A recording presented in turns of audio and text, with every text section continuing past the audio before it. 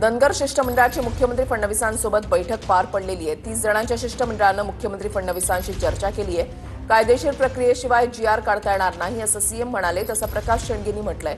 बैठकीनंतर ओबीसी नेते प्रकाश शेंडगे यांची प्रतिक्रिया आहे। कायदेशीर प्रक्रियेमध्ये सहकार्य करण्याचं सरकारचं आश्वासन असल्याचं देखील शेंडगेंनी म्हटलंय।